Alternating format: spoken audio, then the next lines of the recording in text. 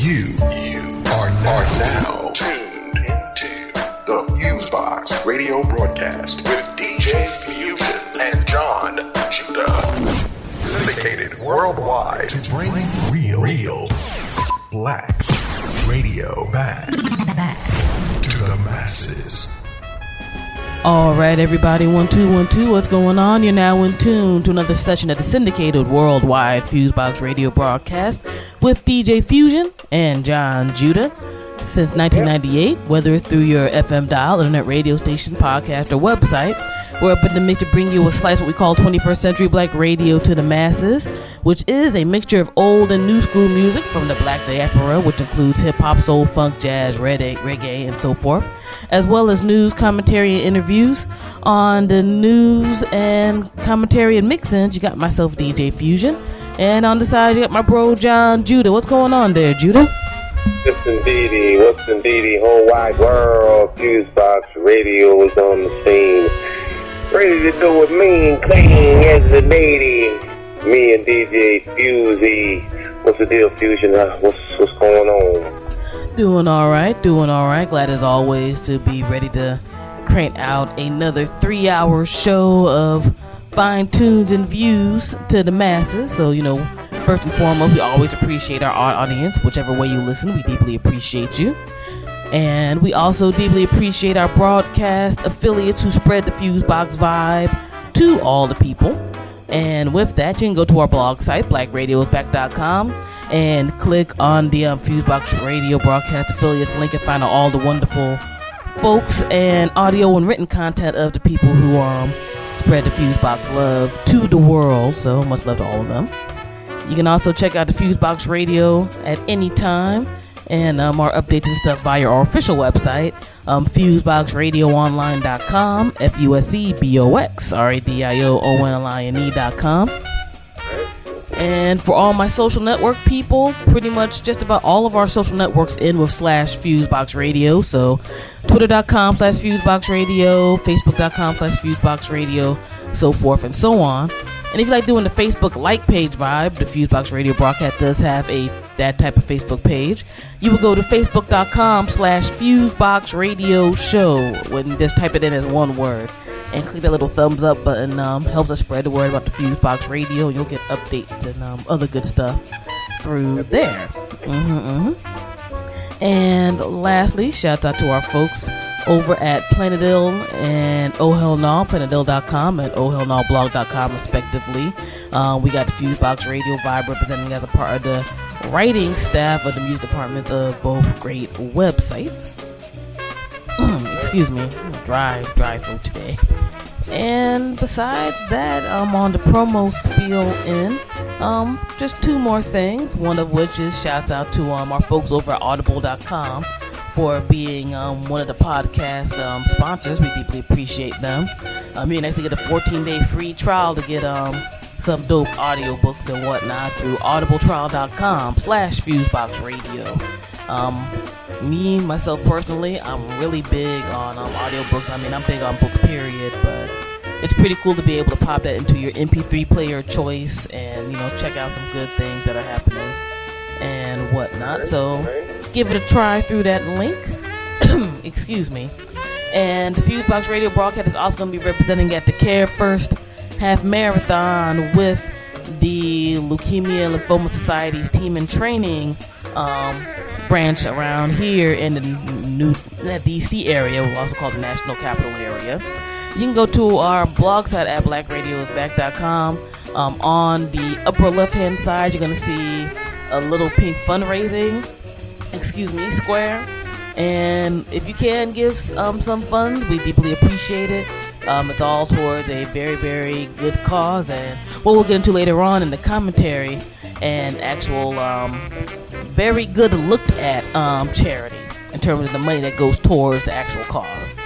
And that's for curing blood cancers, just as leukemia and so forth and so on. So we represented with the Marine Corps Marathon organization last year, and that went really well. So we're doing this other walk in March. So shout out to all of those great folks and what they do. And let's see here, we got quite a bit to talk about this week since a lot happened this week. Before I do that, we just got to shout out our new segment folks over at Black Agenda Report. With Glenn Ford and them. We got a new segment from them this week. Got a new segment from the nonpartisan media democracy organization Free Press with Media Minutes. And we have oh my god, excuse me, I get some water. And we have a new segment from our family over at the Black University Radio Network with the Direct FX segment. Shout out to Lamar Blackman and all those folks over in the West Coast. Yes, indeed. Yep. And woo, man, yeah, it's been a hectic week. And let's just get right into it. First and foremost, happy Black History Month 2012, John Judah. And to our listening audience, here in the States, it is Black History Month. And I'm just going to put out the simple statement I put out to a lot of people with this. If American history was able to be fully covered in a wonderful way and represent all of its peoples, maybe we would not need Black History Month, but obviously that ain't happening. That's right. And while I am one of those people who believe that Black history happens every day and should be getting props every day, I don't see why not to be loud about it during February. A lot of people made a lot of sacrifices and passed away for the month to even occur, much less just the aspects of Black history here in the States and beyond, period. So for me, I'm going to be that jerk who's going to be loud about it on the 29 days during the leap year. Whatever. People had to deal with it as far as I'm concerned. And as a student of history, that was my big major concentration in college and whatnot.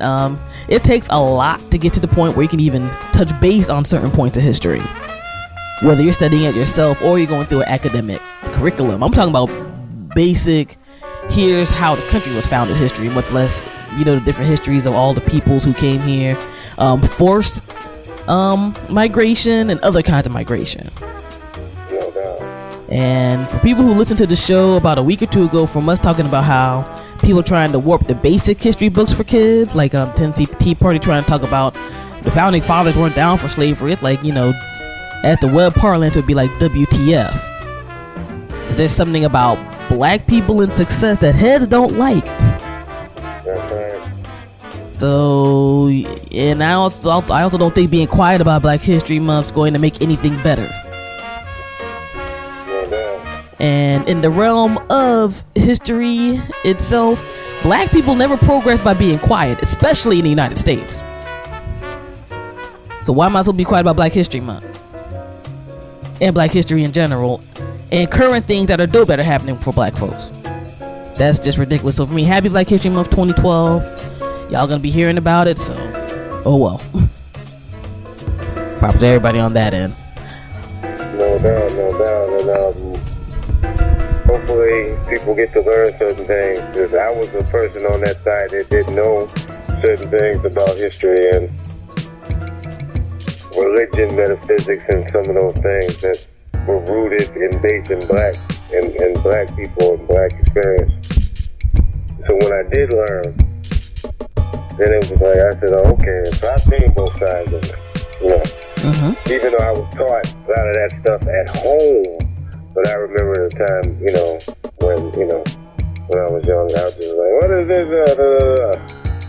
When stuff seemed negative, something seemed negative, but until, it was nurtured from around and I found out on my own, and that's when I realized that something beautiful about.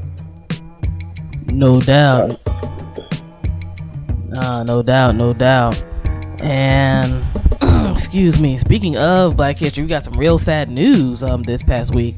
A man who made a major impact in terms of the world of Black music, especially in the mainstream, passed away.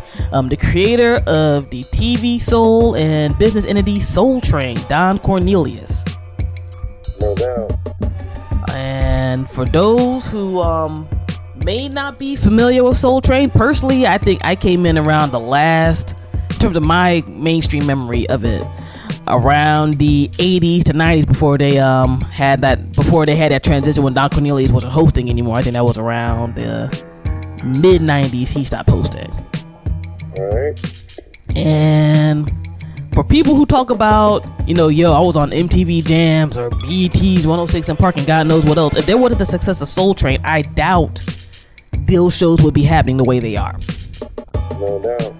Soul Train lasted for 35 years straight, and it was one of those shows that I know, at least here in the States, if you have Centric, they still show reruns of Soul Train. And Soul Train was very important in the pre-internet, pre-cable TV era, because that was essentially the main black music show that was always on that people could access. Even when I was a kid, it was on like Saturday afternoons. And from stuff I read throughout this past few days with his passing, that was a lot of people Saturday afternoons. You hear that, at least, well, for my generation, before they did the theme change, it got kind of meh sounding. You had MFTSB's Love Is the Message playing with the little cartoon train rolling through. No doubt. And all that good stuff. And they had a whole bunch of different acts go down. I mean, you had everybody from James Brown to Jacksons, Marvin Gaye, to a lot of rap acts and other various people come through. And Mr. Cornelius, originally a native of Chicago, shout out to our folks in the Midwest, later became a DJ and a news writer, since he had people telling him that, hey man, you got that voice and that vibe, you need to be doing something with that.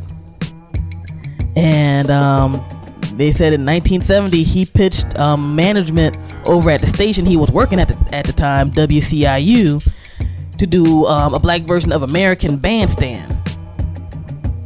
And Soul Train premiered during that year in August, with Jerry Butler and the Shy-Lights being the first guest. And things just went up and rolling from there. And as we say, with the business entity, besides him being the host and booker for Soul Train for the real long time, he also has started up a production company, so he did a whole lot of stuff behind the scenes. So a lot of our people who say they're businessmen on that end had to look at Mr. Cornelius on that end too. I mean, by 1974 he had the show carried over in 100 stations. No doubt. So stuff was really rocking and rolling and doing some dope things. So the Mr. Cornelius, as of now, we don't know what the exact cause of death is. They're saying that it's an apparent suicide. Again, we're not going to know at the time of broadcast all the details. But truly, he made an impact in the world of black music. So as he would say at the end of each show, I wish you peace, love, and soul, and thank you for the things that you did by creating this radio show. Yes, indeed. Yes, indeed. And of course, it was a wonderful experience for me to have witnessed Soul Train coming up as a kid when my family could be around the TV. Mother, father, brothers, sisters, what have you. That was a beautiful thing. Fusion basically says everything, but so I'm not gonna get into too much detail. I guess we all have a Soul Train experience and how that went down and whatever. And I think all artists were influenced by Soul Train. Mm-hmm. And I think Don was married and got divorced not too long before he his death. And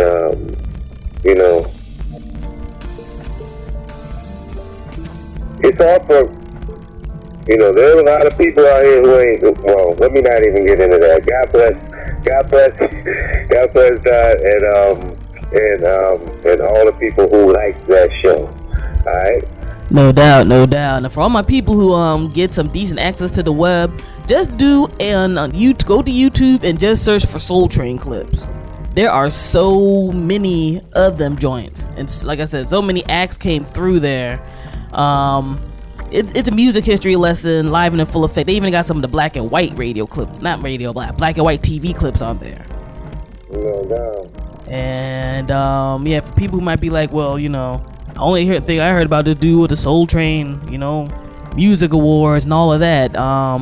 See why there's even a Soul Train Music Award by just doing that type of search and just click and watch for a minute. That joint was the real deal.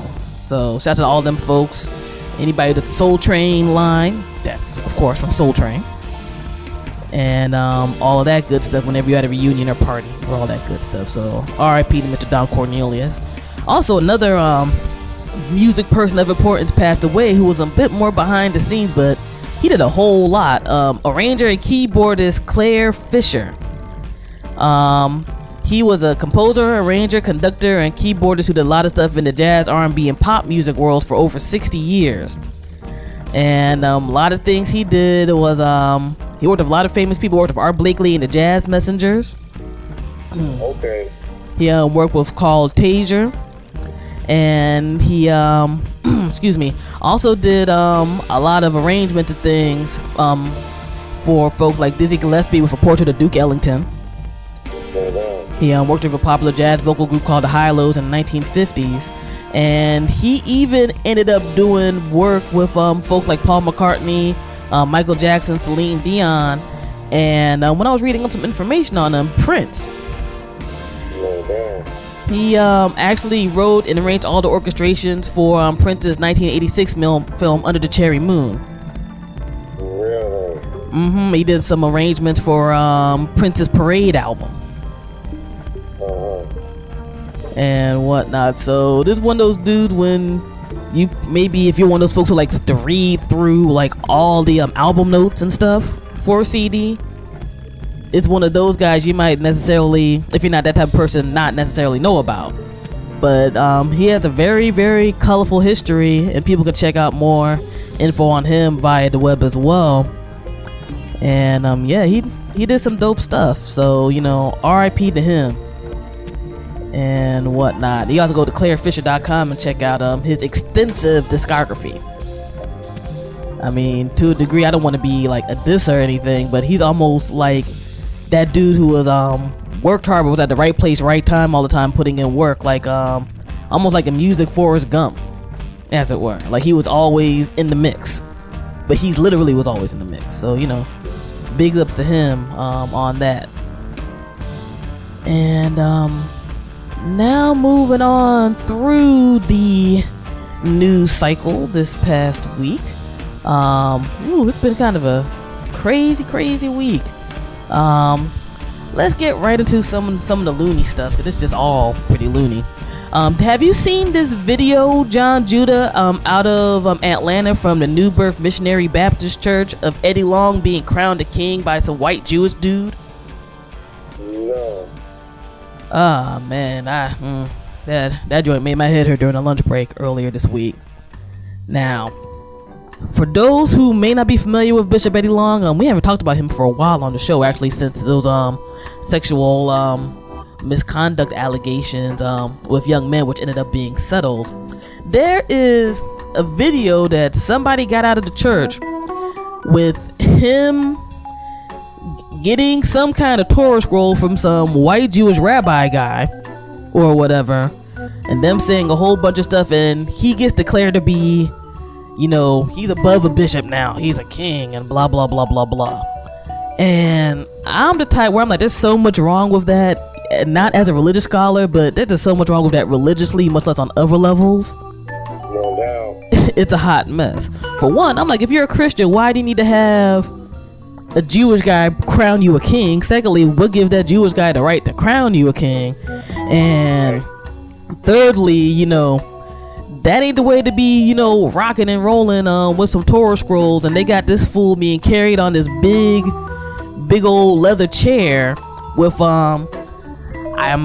all of our listeners who follow Judaism, I'm sorry if I don't know the technical term for it right now, but it's like one of those prayer shawl type deals around his neck and whatnot, holding these Torah scrolls and being like lifted up in the air.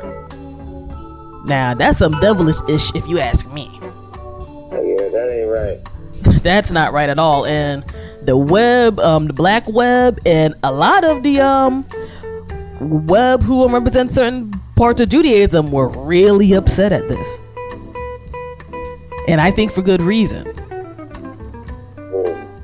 I think for good reason. I mean, even if you're not the most, quote unquote religious or spiritual person in the world, this looks like foolery. And I don't like foolery trying to disguise whatever other mess you are doing to keep followers quiet and not have them look at the Bible and other stuff themselves and see what's good. But yeah, I'm gonna have to peep that at you, Judah, because I was watching and I was like, good Lord, this is a mess. This is unfortunately the reason why some people look at various parts of organized religion. They're like, I don't want nothing to do with that because this looks like some BS. Oh no. So I had to mention that because that was ridiculous. On the other end of the spectrum, actually a picture that was kind of funny. As people know, we're going through our presidential cycle here in the United States. Nominees are getting put together for the Republican Party and what have you. And the New York Times and other various photojournalists are following all of these, the last 4 guys around right now before the Republican National Convention in the spring. And there is a hilarious picture that is like around, which, for the New York Times photojournalist who took this picture and was able to post it up, God bless him. It's of Rick Santorum in a church in Pompano Beach, Florida, a black church called the Worldwide Christian Center. And they have a picture of him like he's making a speech and talking. And God bless all of these young black children and everybody else in the choir. They look bored as hell. Half of them is half asleep. Half of them are side-eyeing him. I'm like, see, because kids know BS when they see it. And for people who are following me on the FuseBox Radio Twitter or on Facebook page, I posted this joint up because I was laughing literally at my desk for a good 5 minutes after I saw this joint, because it's probably one of the most real pictures I ever seen, where they're like, yeah, I ain't buying what you're selling, guy, but all right. Let's keep it rolling. Whatever. It's like Black Jesus don't endorse you. It's like he was allowed to be in there. Mm-hmm. And it says, so the cats who are up on top within that organization sanctioned that. And that's a whole other subject matter too. It's like, why, like literally so many people are like, why is this fool in our church? I am not feeling this. This ain't an Obama photo op. Who's this joker? Do a little bit of reading. That dude ain't for most people of color, most poor white people, hell, or middle class white people. But that's a whole other ramble for another time frame. And speaking of people who are not for folks of a certain economic class as a whole, and going on this entire thing with the RNC trying to find their candidate to run against President Barack Obama this year, Mitt Romney, this dude, I'd hate to be his PR person. I despise being his PR person because it's like he just finds a way to put a foot in his mouth past that silver spoon he was born with, or whatever. Like, he literally made a statement, I'm not concerned about the very poor, earlier this week. When he was addressing the issue of, what people need to improve the government and the economic situation and stuff here in the States. And if that's not classist as hell, I don't know what is. You're not concerned about the very poor? In other words, we sometimes understand that people, talk various yang or whatever when they're on the political lines, but when you have still nationwide at least between an 8 to 10% in unemployment percentage for people here in the country, just because you were like literally born into money, you can't be like, yeah, I ain't concerned about them poor people. You ain't gonna even front like you are. Yeah, that's not gonna endear you to a whole lot of heads, yo. It's just not going to work. And it's worse that he was just there like, yeah, I know them. We'll hear from the Democratic Party on the plight of the poor and blah blah blah, and it's not good being poor. And we have a safety net to help the very poor. And it's like, what safety net? Unemployment. Nobody balls out on unemployment. Nobody balls out on welfare or Medicaid or Medicare or Social Security, which the way they've been making it sound, at least since I've graduated from college 2001, I might not never see my damn Social Security come into my hands. or whatever. But this like mystical middle class, I'm like, a lot of people who are or were middle class are paycheck to paycheck, they're kind of poor. So who are you talking about? What are you thinking about? Of course, he had to do the backward shuffle after a few days of people from all sides of the press getting on his case. And I think that's probably so. I mean, when you have Rush Limbaugh talking about, damn, dude, you're coming off as a stereotypical Republican. What does that mean? Like Rush Limbaugh talking about, dude, you ain't coming off right, man. You coming off real corn right now. Then again, though, we thank him for revealing his true corrupt nature. So that was good. Because that was just really what he felt. Yeah. Apologize. The apology just means that it's soothing, maybe something soothing to your ear. But that's what his gut was. You know what I'm saying? So, you know, I can't see anybody black would have voted for him before he made that statement. No doubt. And it definitely help him out now. And I think if people can keep their memories right, it's not going to help them out with the general population at large. I mean, as much as they like to throw out that, well, these folks ain't his demographic anyway, it's like, who has a whole lot of money in America right now? Period. As much as they want to push the stereotype on people, black folks ain't the ones clogging up the welfare rolls. That's right. We ain't the one clogging up the unemployment rolls. Unfortunately, I think we have a higher percentage of people who are unemployed or whatnot at this particular time frame. But we're not the ones running out or quote unquote getting a handout and driving caddies and whatnot when nobody got no gig. A lot of people who have, if you've ever been on the side of unemployment, you want to get a gig. You don't want to go through the system if you don't have to. You know, it ain't no point of pride. When you see these occasional stories pop up, we see these huge lines of people trying to get any kind of public assistance, especially of housing. That ain't because people want to go that routine. You'd rather be able to earn your keep. But I mean, hell, you supposed to starve because you don't got no money? You supposed to not be able to get sick because you got no money? That's ridiculous. But then again, you know, a lot of these cats got their issues and whatnot going on, and that's just nuts. That's like code words for hate black people. Because of welfare and that's a code word for hate black people and that. So therefore they inflate something that never existed. Statistics and ideas about what that never existed. No doubt. Or like little code word like food, like Obama's the food stamp president. And as I've said before on the show, I'm like, look here, I think there's plenty that one could properly criticize about the Obama administration. For one thing, he's a grown man and he needs some criticism, and he's president, so that's going to happen. Like, there's legitimate issue that people can get on, but the issue that one would think one would get on, none of those guys get because they want to have that power. That's all it's really coming down to. They want that power, and they want that dude who's brown who they really can't pin their regular amount of stereotypical dirt on out of office.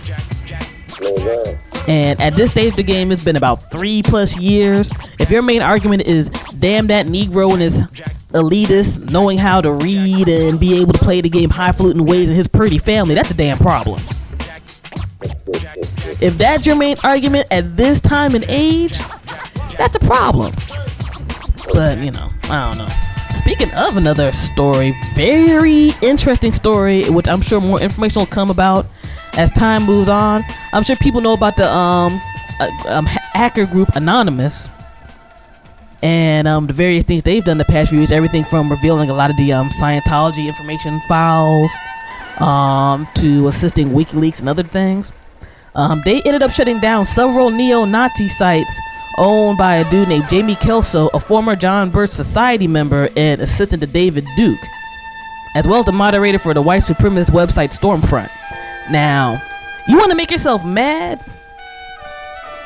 F around on Stormfront one day and see some of the crazy mess people post up on that site, where it's like, man, if y'all don't believe y'all got some freedom of speech, I don't know what that means. I don't know what that means. Anyway, Anonymous, through this particular takedown, these neo-Nazi websites, said they have recovered emails from Mr. Kelso talking about that Ron Paul regularly met with members of Kessel's neo-Nazi political party Third American Position. It was even on several conference calls with their board of directors. Now, Ron Paul has already been having a history that keeps coming when he runs about his old newsletters having racially charged talk and anti-feminist talk and other things. And I'm sure if this stuff does come out, it's gonna be bad for Ron Paul. No. It's gonna be very, very bad, and I'm curious to see how this goes down. Cause Anonymous, however you feel about those cats don't play. If they got documentation, they feel like putting it out, it's going to come out. No. So yeah, we're gonna have to definitely sit back and stay tuned and see what's what. News One has some segments they say came from these emails, and yeah, it's interesting, man. It's some interesting stuff. So more to think about when these folks are on these political trails. I'm not saying you got to be Democrat or Republican, but I think you need to be smart about who the hell you're trying to back up, and that's just how it goes. All right. And lastly, on the political end, a lot of political news this particular week. Funny how the beginning of Black History Month, so much stuff directly and indirectly that affects black folks in the news. Some people might have been hearing about the huge controversy that happened when the Susan G. Komen Foundation, which a lot of people know for their nonprofit organizational work with breast cancer awareness and trying to find a cure. They ended up having part of their staff getting taken over by what they call quote unquote, when I say quote unquote, conservatives over here. A lot of the extremes of the Republican Party. And they tried to take away a grant that was given to Planned Parenthood specifically for breast cancer screenings and mammograms. The proverbial ish hit the fan. They had to give the money back due to the horribly bad PR that went down. Now, I'm gonna put it like this. People can believe whatever they want about abortion. I think it's a very private matter. So whether it's, a spiritual thing or whatever else, if you believe all of that, but the vast majority of what Planned Parenthood provides with their clinics is like regular basic health care, including for people who've had kids and whatnot. Especially when you don't got no money, you're in like a low to middle income place. You're able to hit up a Planned Parenthood. So what would have been almost $1 million out of their budget, just for the sake of people trying to be like, well, it's about because there's an investigation which was done by which is of course done by Republican cats or whatever, and then a whole bunch of back talking and nonsense. What could have happened on a trickle down basis would have been devastating if some of these places closed down. And I find it funny that some people who want to say the term pro-life, it's like they're only pro-life when you're in a womb. Cause the second that child's born, they ain't got no money. You don't want to have them get no type of assistance. You don't want to have them get a decent public education. You don't want cats that got no health care, and you don't want them to get no sex ed, which may avoid some stuff happening, whether it's disease or early pregnancy or whatever. But you pro-life though. And then with something like this, where it's like this, it wasn't going towards none of the other stuff that can cause controversy. That money was going towards freaking breast cancer screenings for people who ain't got no money. But you were going to mess around with that though, and I'm a little passionate about this particular aspect of things because I have family that has been affected by breast cancer from stage 1 to stage 3. And some of them being older, they don't got the most bread, even though they've worked for a long time or whatever. Some places like this, especially when they were younger, helped them out back in the day, and I'm sure helping out plenty of other people. Now the backlash was ferocious, like extremely ferocious. I mean, you had a lot of folks like, I'm never donating to this other organization again, especially because their overhead is crazy off of marketing and whatnot, and it's not really going towards this cause like it used to be. So on one end, I think it was good because it made people look more in terms of where they give their money in a charitable aspect. But also I think it's another thing on top of these situations with everything from Occupy to SOPA and PIPA and whatnot, that shows the power of what individuals can do through the internet and how this word can spread and people can do something. In a bigger picture realm, this entire situation shows why some people want to lock down people's communication via the internet, because this story literally happened in the course of a few days. And stuff just went wild. And Coleman's foundation, I think they just had some terrible PR people, because they were trying to do everything from erase stuff off of message boards to trying to make people sound like they were crazy. And that didn't help up their PR either. On a personal note, I've walked in Susan G. Komen things before and what have you.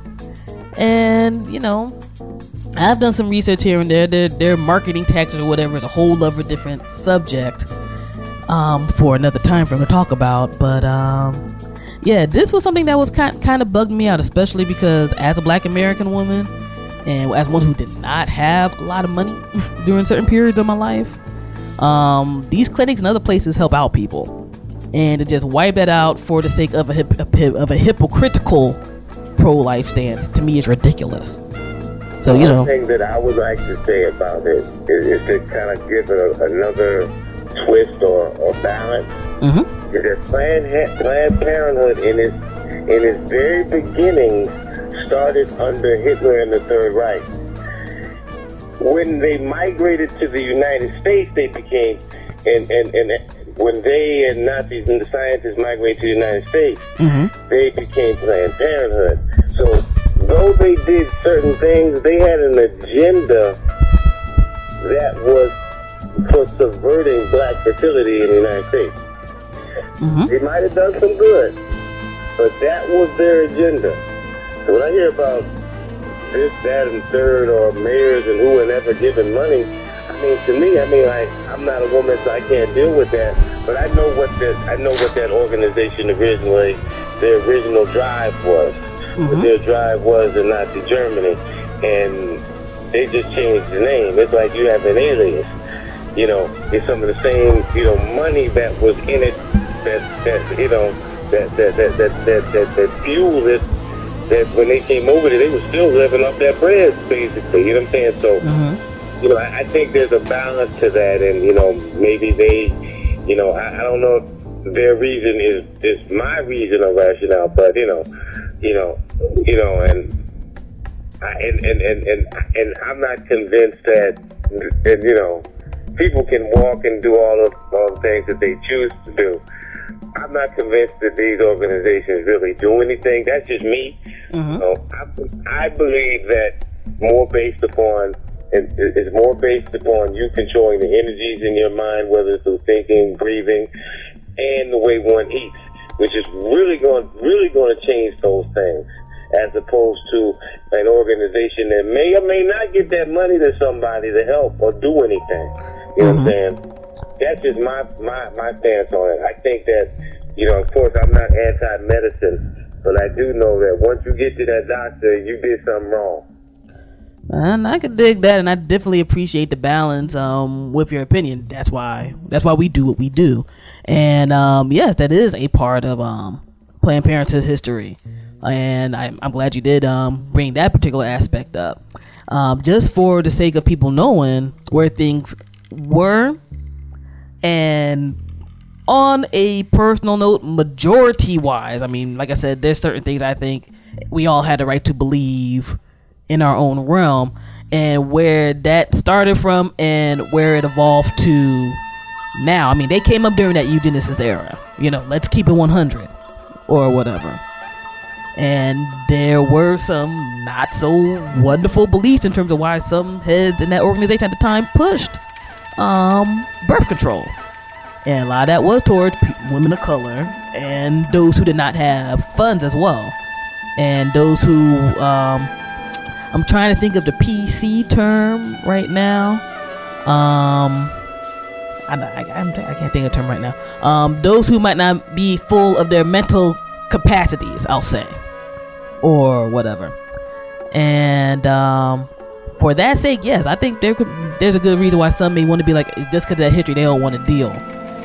But also on the other end, I think that particular aspect of their business is extremely small compared to other stuff that they do. And just for me personally, I just look at it in the realm of, well, if you ain't got shit else, no place to go, well, there goes the edit. If you got no place to go when you got no bread for basic female checkers, like for getting a physical or for getting your other stuff, to cut out that resource for some places means you got no place to go. So for an agenda where we all have political belief systems and whatnot, and Susan G. Komen can perfectly have their political beliefs, but to not put that out on Front Street and to risk a lot of people's situations, it's just bugged out to me. So I think that was definitely an interesting story, and I just wanted to touch base and mention that. And shout out to everybody who's shout off a whole bunch of stuff to me about this besides my own reading. Just some interesting stuff. And in the day, I think it was a people power thing where more and more people are leveraging this net, I think, in ways that the original founders of the internet weren't maybe thinking about. And this is some stuff that people got to keep on their toes with. Nothing ever happens when you're silent. Nothing. Also, if you're a woman that doesn't want to be involved in Planned Parenthood, do not feel ashamed. There's no need, no. Do not feel ashamed of that. You know what I'm saying? That's just, so I just wanted to throw that in. No doubt. Nobody here is, like, just to make it clear, nobody here is definitely saying that, you got to be all pro, whatever. I like the narrative of how this went. I mean, there's other options in various places, and I know for some places there are no options, but nobody got to feel bad for not being 100% gung-ho A, B, C, D, or E. One of the funny things about the story I thought was that it wasn't necessarily so much even some people who were pro said organization, they were anti the hypocrisy of the other organization. Where it's like, if y'all are promoting this in this way, why don't you just say so? Why you gotta hide behind a lot of centrifuge? And we got a lot of people who, when they get to the point of having a whole lot of money or hiding behind a certain political stance, there's a reason why they're not putting it out there, because they don't necessarily have a good agenda either. So, interesting deal. And lastly, to wrap things up before we get into the tunes and all that good stuff, I know John Judah got some fly tunes this week. I got some fly tunes this week for the mix. Just want to bring up this one interesting story that personally just made me think a little bit. Now, you know that there's times you hear about people quote unquote discovering various tribes and stuff up in the Amazon and other islands that have not been touched by what we call modern society in this day. The interesting story I peeped on the Al Jazeera website, where they're talking about in Peru, the government there is trying to stop unwelcome visitors and logging from forcing out or decimating one of these tribes called the Macho Piru, which essentially, you peep some of these pictures, I'm like, you got the what some folks call Indian/black folk vibe to them and whatnot. This tribe was listed as one of the quote unquote 100 uncontacted tribes in the world. And one thing they're talking about is with this particular tribe, how some of the contact they have with, again, quote unquote modern society has gotten people sick. There's been various clashes and stuff like that. And they talk about some of these tribe captains, when they get attacked, they don't play. Like, they've beat down folks, bow and arrow attacks, all that good stuff. There's would be about 12,000 to 15,000 of these tribes and people in about 15 tribes in total up in Peru. And when for me, I'm like, when you are messing with people who haven't been messed with for years, you can't expect good stuff to happen. And you can't get on some weird colonialist vibe with that either. At the end of the day, I think we all need to respect each other as human beings, and sometimes you don't need to mess around. And one of the things that's kind of bugged out about this story is the region they're in, besides logging, it's what have a whole lot of oil and gas. So unfortunately, I don't think they're gonna not mess around with those people. And whatnot. Like, they've been trying to ban boats and flights over there, but people have done stuff. And I think, I don't know if it's this particular drive, I think even about a year or two ago, we talked about a story where a helicopter flew over one of these things. They showed, it was like this amazing picture. They showed this tribesman firing an arrow at this helicopter. Like on some old WTF is this type of thing. This don't look right to me. And people can search for that on the web, because I mean, I think it was one of those award-winning photos during one of those years. Like, you literally see this really dark-skinned brown dude holding up this arrow and just firing at the joint. Like, this ain't no creature I seen, but this seems a little evil to me. So, you know, I hope those folks get some peace over there, and I can appreciate the Peruvian authorities wanting to maintain that part of their culture on their lands. And yeah, man, that is about it. Like I said, a lot happening on various levels this first week of Black History Month 2012. And yeah, let's get into it, man. This is 21st Century Black Radio. No payola infecting our airwaves. No audio icoonery nonsense affecting our airwaves. We're just gonna get into some good jams so you can, you know, get your dance on, get your mellow out on, and all of that good stuff. DJ Fusion, John Judah, FuseBox Radio Broadcast, DJ Fusion, John Judah, making it happen, syndicated worldwide, and ready to roll. Any shouts or anything, Judah, before we get into it? Yes. Big shout to the whole wide world, of course, all my people in Jersey, NY, Philly, one love, Black America. Alright? Peace. Alright. FuseBox Radio Broadcast with DJ Fusion, John Judah, getting in the mix and rolling out. Peace.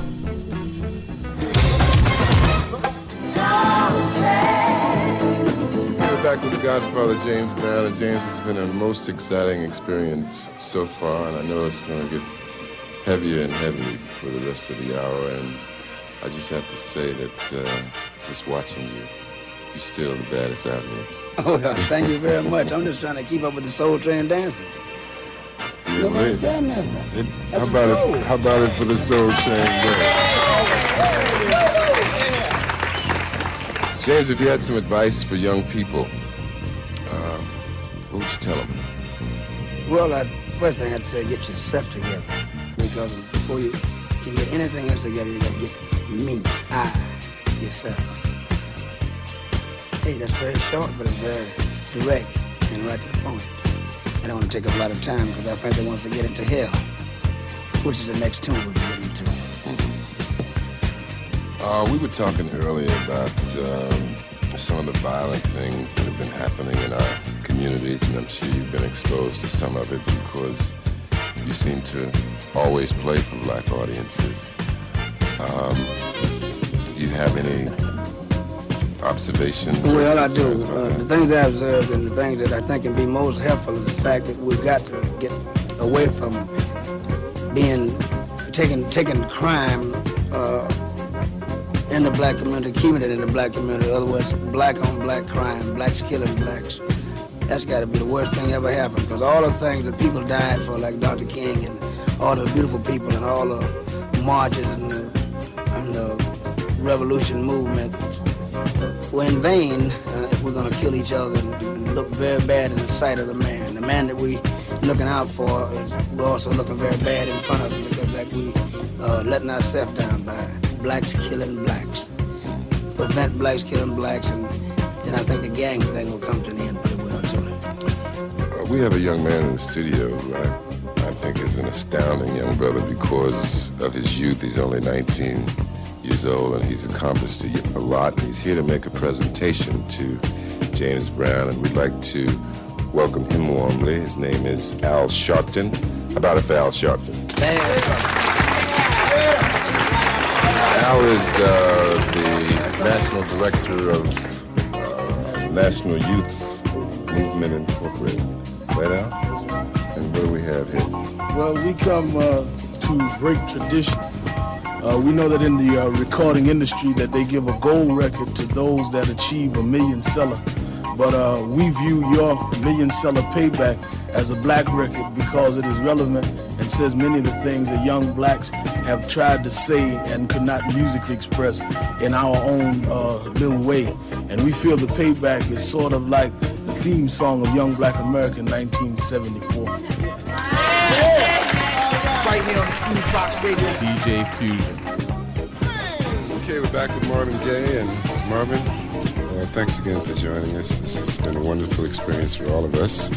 And thank goodness it's not over yet.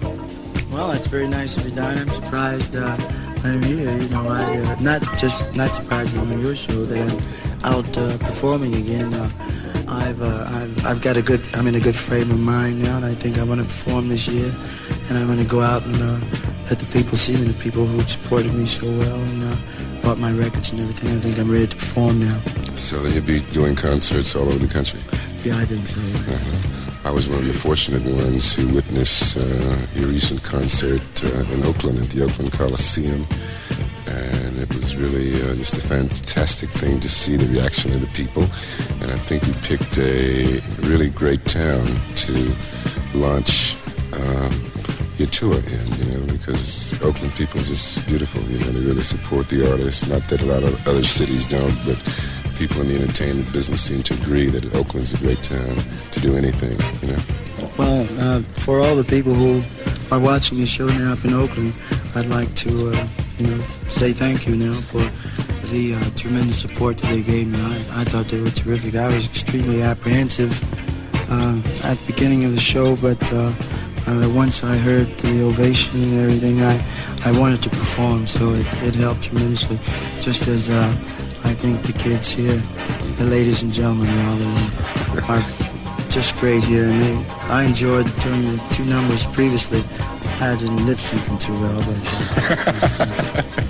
you had to say that, didn't you? We're going to turn the questioning over to the Soul Train gang, Marvin, okay? And hi, my name is Lisa, and I would like to ask Marvin when he's going to have a concert here at the Forum in Los Angeles. Well, yeah, I think so. You know, there is, some promoter told me, they said, well, if you're going to perform in Los Angeles, you should probably make it your last stop, or New York, because if you have any problems with the performance, then that's how your reviews go. I mean, promoters all over the country are interested in how your performance goes in California and New York, so probably I'll be winding up my tour here in Los Angeles, so maybe a couple, 3 months, from now. Okay, baby. Hi, my name is Dwayne, and I'd like to know what are some of your hobbies, like besides singing, because I know you like to sing, and what else do you like to do besides singing at your spare time? Well, I'm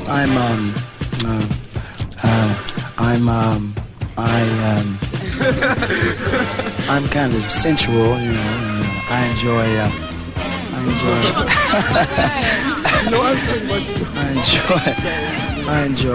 enjoy people, and I like fooling around.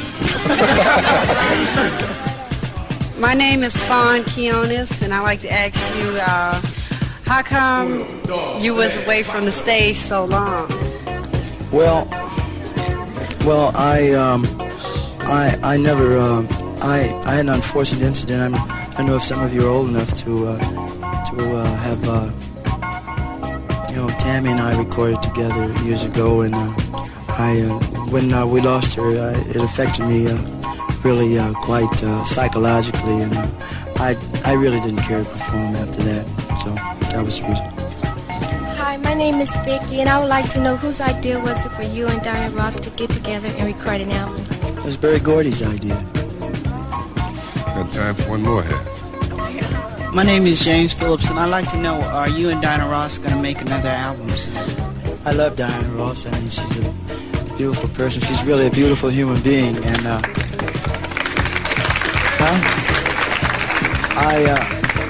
I enjoyed making that album with her an awful lot, and I think she's home here in LA. I'd love to make another album with Diana. Yes. Okay, gang, that's all the time we have. Thank you for some very interesting questions. Marv, what would you like to do for us now? Crack up, Doc. I'd like to do Let's Get It On. All right. So what do you hope to accomplish with this then, the Soul Train Awards? What's your goal when you put on a show like this? The goal is very simple, and that is to have a celebration that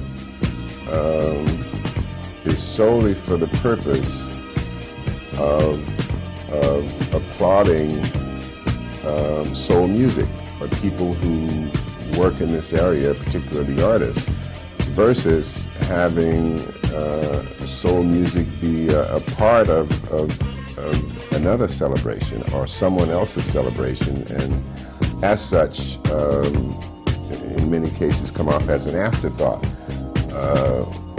Many of us in the industry have long felt, prior to the Soul Train Music Awards, that soul music per se was just too big and too successful and too profitable not to have its own celebration. And that's what our goal was when we started the Soul Train Music Awards in 1987, and the goal remains the same. And it's very simple. We just think that soul music is big enough that it doesn't have to be part of someone else's celebration, whereby many of the important awards don't even get on television. Right here on the FuseBox Radio. DJ Fusion. Hope you'll climb aboard next week on these same stations, and you can bet your last money it's all gonna be a stone gas, honey. Always in parting, we're gonna wish you love, peace, and soul.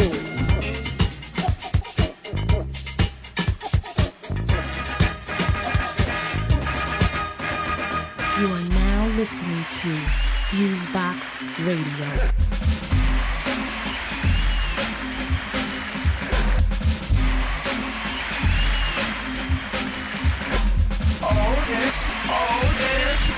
This has the mighty gizmo. Oh, shit, coming straight out the toilet. Take a rapper's rhyme that is fresh, then I spoil it. Tear the mic that's red, but heads the feds. You wanna battle me? Huh, you're better off dead or arrested. These rhymes are manifested. Hip hop, that's what I'm infected with.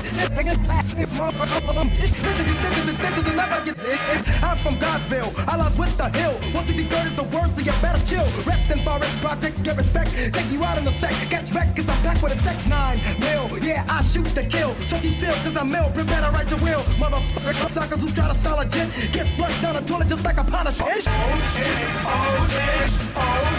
a mighty solid.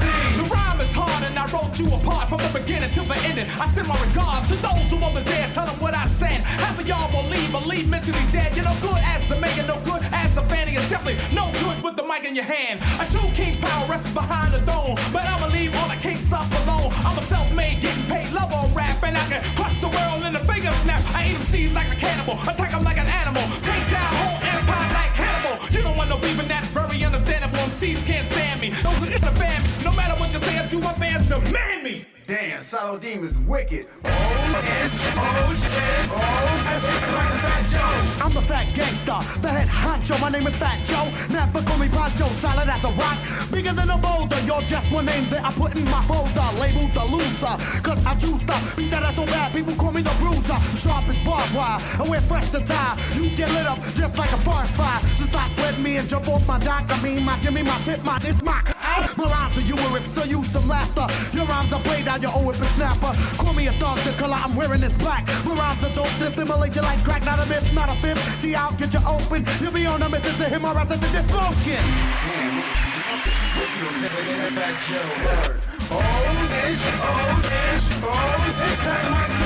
Swift dialect, so select the selection previous custom practice. Yeah, this is perfection. Think that my last jam pertaining to skill, well, that was simply just a fraction of me. Seville, doing what I'm doing till it's finally done. Just to hit number one, demolish rappers for fun. To engage his execution, so don't engage. Results deadly from page, MC's been slayed. Pushing back some power, plug will be up for bail. You got yourself into this, so stop biting your nail. Heard a previous performance or practice tapes, and we were whacking, you could take. Now you try to escape. Fleeing is impossible, you try to get away, but if you get past me, you'll get smashed by Jay. Jazzy's no joke, justifiably invincible, no joking, no hope is serious for me. So Phil.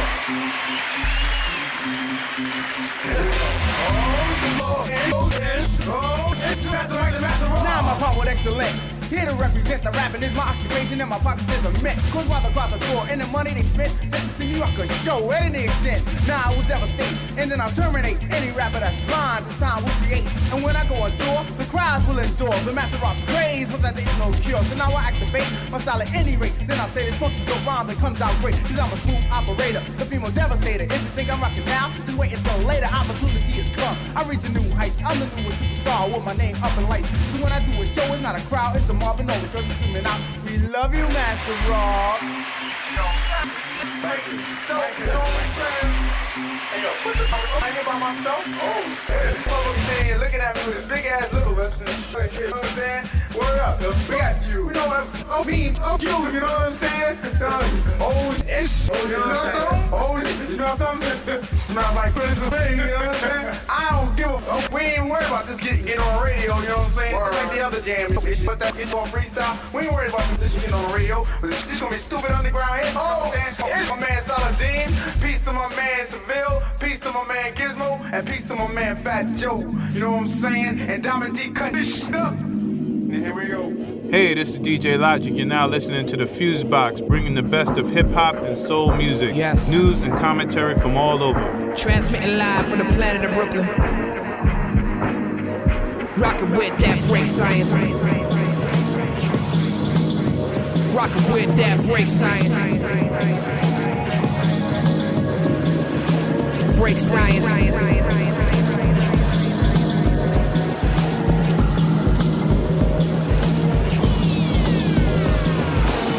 Science. Musicians create alliance, take them higher. Just the jungle, you facing lions. It's wild, see the people, how we making them smile. Guilty as charged, but innocent as the face of a child. I emanate style like emanate miles. Shouting out the world when I penetrate wild. Coming from the blocks where we step on the cracked valves. Still on the rust, some dying like Kevin Loud. Break science, keep it healthy, we take iron. They said they could do what we do, but they was lying till it fibs. Let me show you what irrelevant is. I really don't give a fuck like a celibate chick. Could care less if you fell off a cliff or went to jail for a football number. That's a hell of a bid, you dig?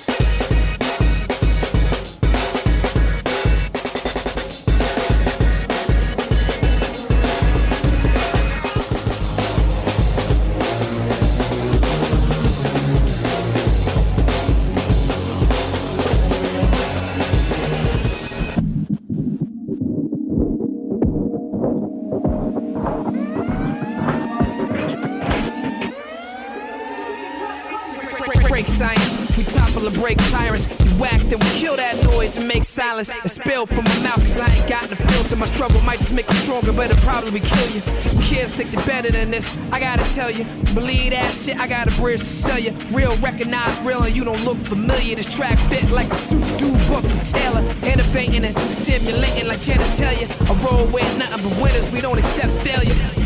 No, we don't accept failure. No, we don't accept failure.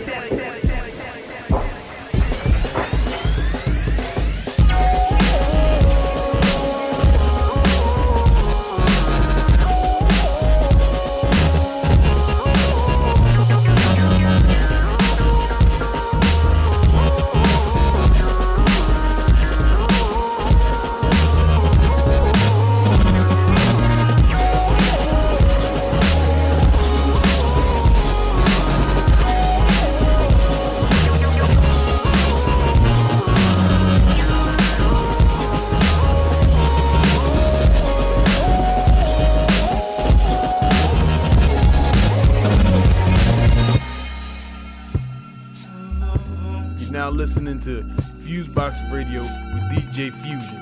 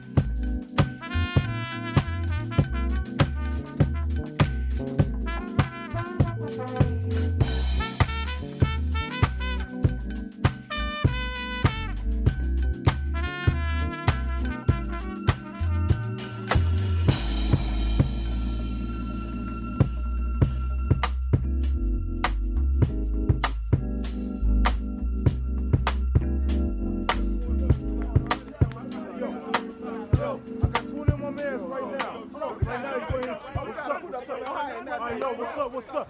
Yo, 50 of my mans right now. Yo, put your money back in my man. I'll let you talk and say what you want. All right, 50 of my mans right now. I got it in my man's hands right now. Yo, I got it in my man's hands right out. Right out. Yo, shake them dice up, son. Shake them dice up, baby. Shake them dice up, baby. Shake them dice up, baby. Let it run, boy. Keep that low.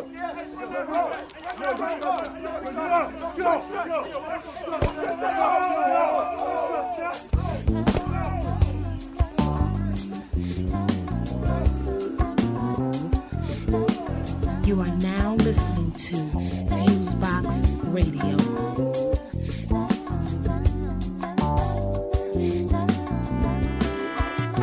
Right now you need it, driving yourself through the hard times. Traffic won't speed up, so you turn the radio on. But it's the same old stuff that just makes you young.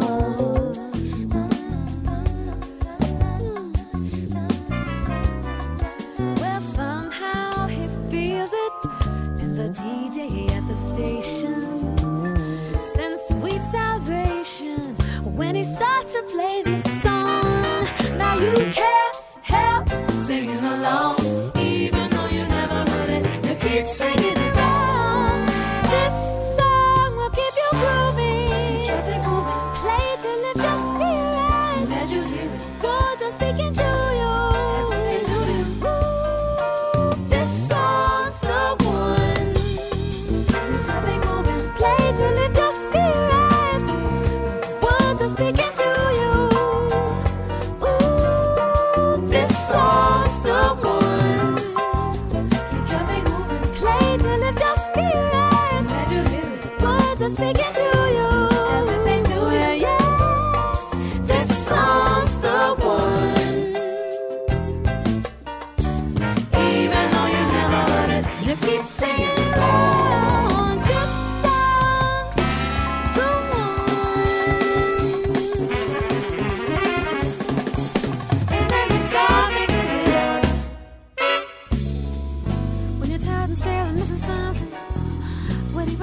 magic to come and make you feel better.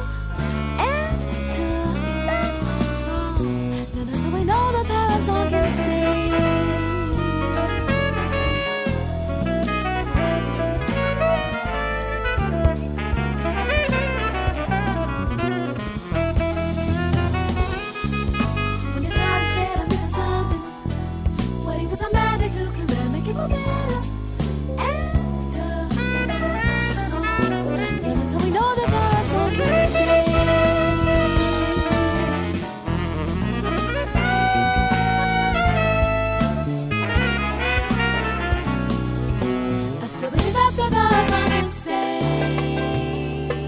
It can surely save the day and keep you grooving. Keep you moving. Play to lift your spirits and the world that's speaking to you. Yes, this song's the one. Keep you moving. Play to lift your spirits and the world that's speaking to you. Yes, this song's the one.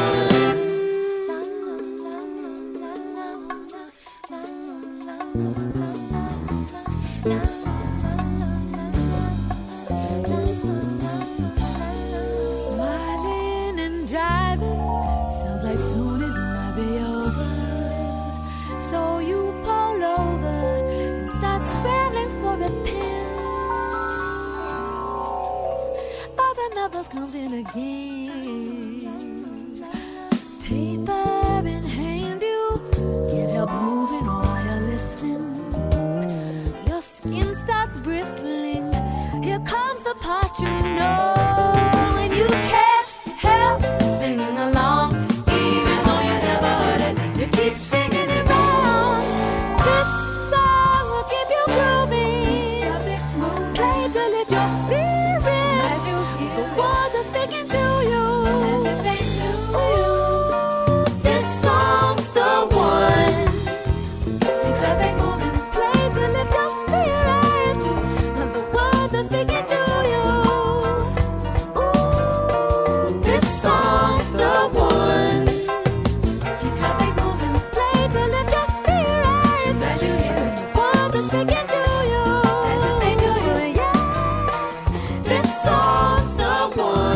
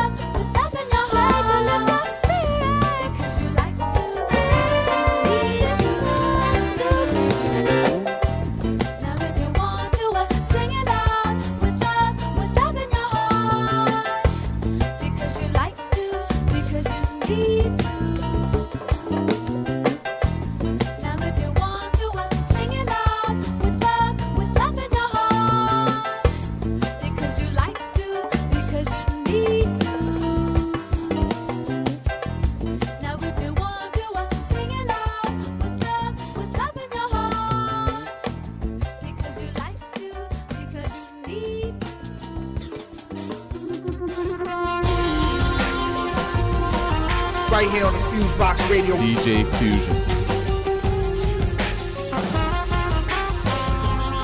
Well, they say it's a cold world, but we got a cold plane, my man. Rest in peace, Gil Scott. Without you, the revolution was not. From the Indians who welcomed the pilgrims into the buffaloes who once ruled the plain. Like the vultures circling beneath the dark clouds, looking for the rain. Just like the cities that stagger on the coastline, and a nation that can't stand much more. Like the forest buried beneath the highway, never had a chance to grow. And now it's winter, and we're all freezing. Winter in America. And now it's winter. We need some hope feeling. Winter in America. Yes, all of the heroes have been killed or betrayed, but the people know it's winter. No jobs, no justice, no peace. We gotta find a release.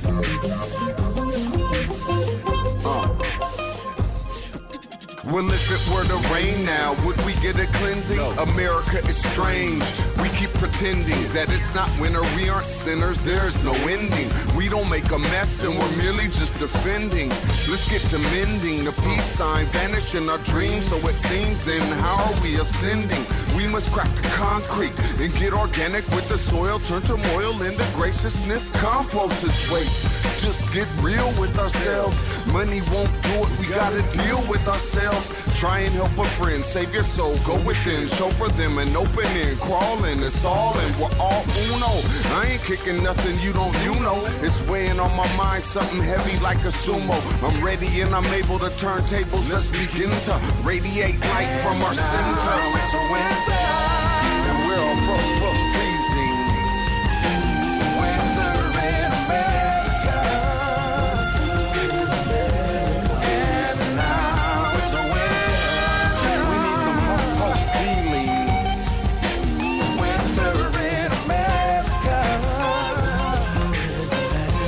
And nobody's fighting, 'cause nobody knows what to save. You gotta save your soul, save your soul. You're now listening to FuseBox Radio with DJ Fusion. A new study purports to show that housing in the nation's cities is more racially integrated than at any time since 1910. The first problem with the report is its authorship. The study was conducted by 2 senior fellows at the Manhattan Institute, a bastion of right-wing disinformation and propaganda. In addition to the Institute's long-standing bias against government measures to oppose institutional racism, the study may well have merely taken a snapshot of a society in flux that may not actually be moving towards an integrated future. First of all, the racial makeup of America has changed a great deal in the last 40 years, with the influx of many millions of Latin Americans and Asians. What was once a mostly black-white divide now includes many cultures, and Hispanics now outnumber African Americans. Whites have always been the architects of segregation in the U.S., either by public and private design or through the hysteria of white flight, which historically has been flight from black people. The Manhattan Institute researchers found that whites are, nowadays, more likely to live in proximity to Hispanics and Asians. Other data show, however, that this is largely because whites are less likely to instantly flee a neighborhood when Hispanics and Asians start moving in. To put it simply, whites, who are the engines of segregation, are less likely to go into full flight mode when Asians and Hispanics start knocking, at least not right away. The Manhattan Institute study found that all white neighborhoods are disappearing, but that is mostly due to the entry of Asians and Hispanics. Black-white integration is much less pronounced. White racism in the U.S. is foundationally anti-black, a fact that is reflected in the new numbers just as in the old data. The study shows that mostly black urban neighborhoods are getting smaller and correctly attributes that to raging gentrification in many cities. But for the black people who are being displaced, gentrification is a coercive process, a force against their will. A change in the racial makeup of a neighborhood through involuntary gentrification can hardly be described as integration. Rather, it is ethnic cleansing, and only looks like integration when a snapshot is taken at a certain stage in the process, before most of the old population has been removed. The report concludes that rapid growth in the Sunbelt states and movement of non-whites to the suburbs has had an integrating effect. But that is a process in motion. Blacks pushed out of northern urban neighborhoods have been heading increasingly to the south, where new neighborhoods built on subprime mortgages are already in a state of decline. No one knows what housing patterns will look like if the housing bubble has been permanently burst. A good guess will be that most homeowners of modest means will retrench, resigned to their new lack of physical mobility, and will struggle to stay put where they are. If the past is any guide to the future, we can then expect a hardening of white attitudes towards residential integration, especially regarding blacks. The Manhattan Institute titled their wishful report "The End of the Segregated Century," another example of white folks seeking to unilaterally declare the problem created by white racism to be over. But snapshots of people in chaotic motion are not dependable predictors of future outcomes. Segregation will not be dead until white supremacy is dead. For Black Agenda Radio, I'm Glenn Ford. On the web, go to blackagendareport.com.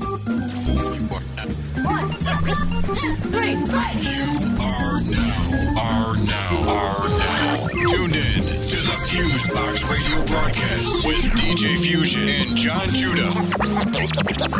You're as good as they say you are. Syndicated worldwide to bring real black radio back to the masses.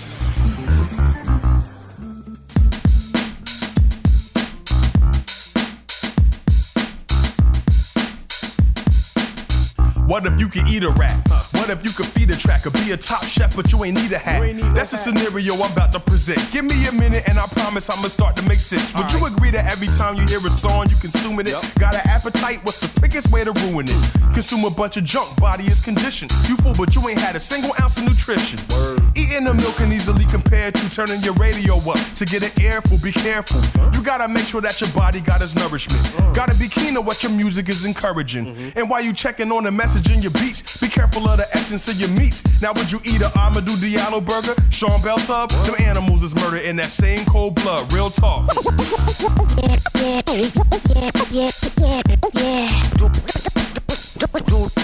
Dude, we need food.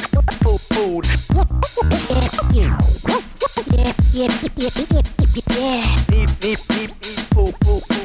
Need food. Now some of y'all might be a little bit reluctant to listen to my theory and admit I'm onto something. Maybe you think your diet is a major change to go through, and you ain't beef for hippie foods like bean sprouts and tofu. If you think that modern music is the way it is and people need to do a better job of trying to raise their kids, think about it for a second. How come the major labels mostly putting out the rappers disrespected? How come unhealthy foods are usually the cheapest and way up in the front of the store? I know you peep this. You think of dieting but nothing stops. More than ever fellas got the bubble bellies, women got the muffin tops. And I'm not making fun, I'm simply trying to make a statement. They banking on the fact that we gon' stay complacent. Food and music filled with harmful preservatives. We eat it up like we don't feel we deserve to live. Yeah. Give me some more. Like part of a complete breakfast. More. Where do we go from here? What's the resolution? Why can't we have consumption without having executions?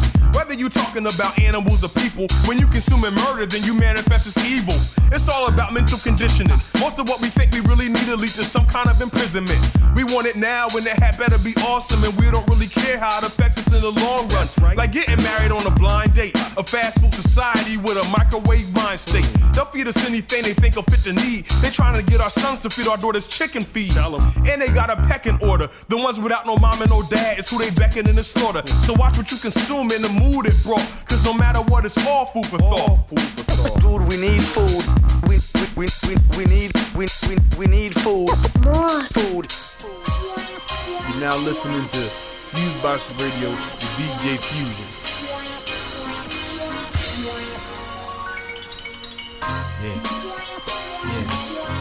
Yeah, church, yeah.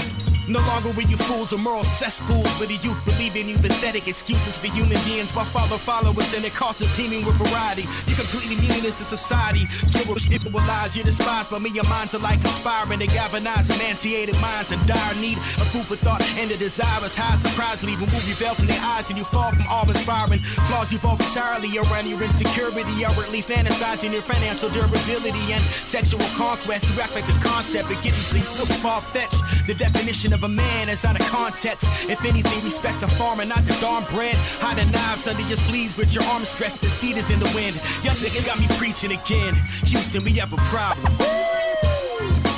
God is touching you in such a powerful way right now. Oh, God, I don't know about both sides. Did you feel that? Yes, I did. I did too. Get ready for supernatural miracles. Raised in a Christian household since I don't know how old. Leadership been my chaperone and still within my backbone. Coupled with my father's hypocritical tutelage and seven godly to relieve Malvo to his outgrown. Everything from sneezer is secular, so beatings is regular. Requiem of a character, preaching, yelling, everybody's going to hell, including Michelle. That's my mother's name. I just quoted them verbatim. The amalgamation of faith, fear, and tradition for generations is the breeding ground for manipulation. I'm just saying, certain instances it's contention but hatred. Ethnic cleansing done crippled whole civilizations at the drop of a dime. When it's rumored to have evolved from astrological signs, somebody answer this and do me a favor. How does one verse of Jesus yet praise I'm and rise the enemy's prayer? Wait, I'm no atheist. Matter of fact, the second law of thermodynamics proclaims he exists. I'm just questioning your purpose. Do you do this out of fear of feeling worthless, or because we're constructed to live in service and in unity? You choose to believe a crown of brutally murdered women under pretense of thinking they witches while concurrently rewriting religion, heightened suspicions of worship to conform and not to be reborn. Research. If you're tired of the devil stealing, if you're tired of the devil killing, if you're tired of the devil destroying your life, you must order the personal package, and you got to order it right. All right, let's go right back to the personal prayer. It's ready to happen for you, girl. Don't even get me started on weeds. If you addicted to extensions and I'm knocking your steeds, there's nothing worse than a woman that won't even leave a crib without a sewn in wig. Evidence of disease, courtesy of white America. We taught to believe our ethnicity's inferior, subconsciously weak. Straighten our hair and know they date fair chicks. The darkness extinct, then in bravado, yup, black is beautiful. Same crap as usual, traded our slave ships for a fake sense of freedom. Mental slave ship, per diem, we embrace European traits. I.e. Sammy, could you gladly explain why you think bleach is okay? Are you motherfucking insane? Are you serious, man? You went from the Joe Louis of baseball to a skinny-ass Michelin man, or the highest-paid clown, multiple meanings to the phrase. You think we're ashamed of us when it's the other way around, Tom? You're going through hell right now, and you need to work the middle phase. Oh, that's it right there. Lift those hands before God and tell God thank you. You're just one prayer, just one prayer away from getting your miracle. Take another deep breath and receive it through the peace. Thank you. Thank you, Jesus.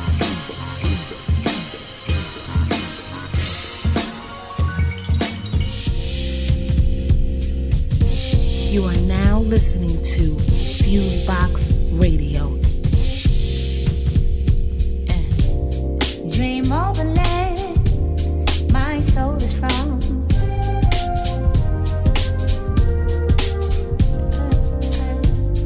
I hear a hand stroke on the drum.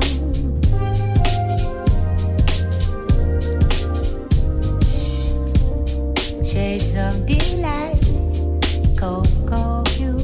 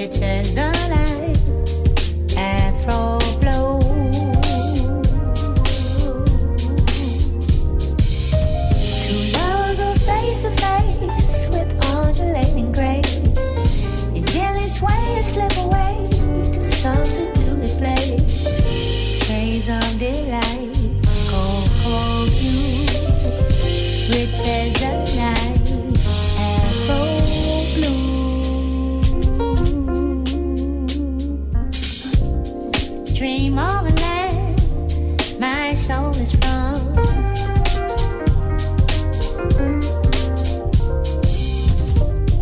I hear a hand stroke on the drum.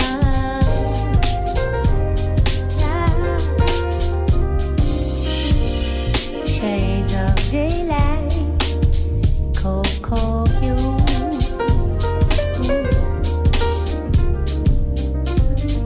Rich as the night, afro blue.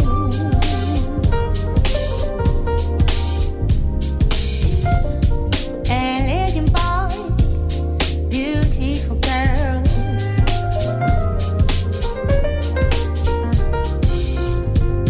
Dancing for joy, elegant world.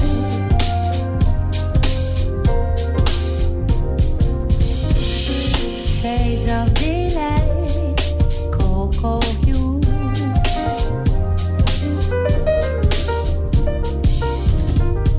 Rich as the night, afro blue. Two lovers are face to face with undulating grace. Gently sway and slip away to some secluded place.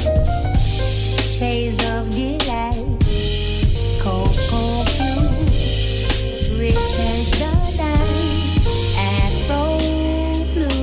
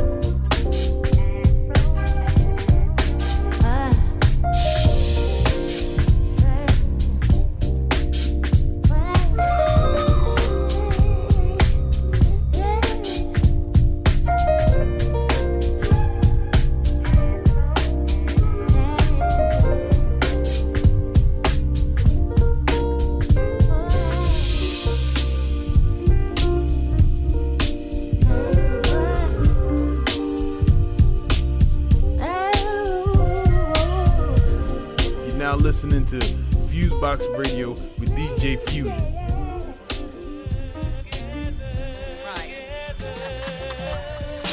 Wait, so what you saying is that you've been waiting on me, so it's only right I make my introduction of sorts, a little something more, so there can't be no more back and forth about who's best, who's next.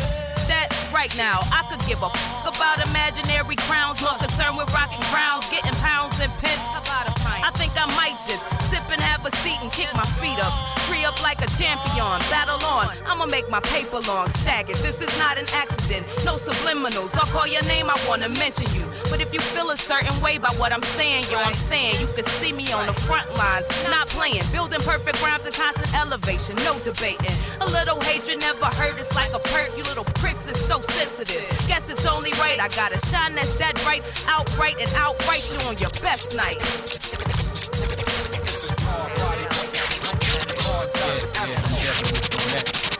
I got a little something to get into real quick though. Yeah.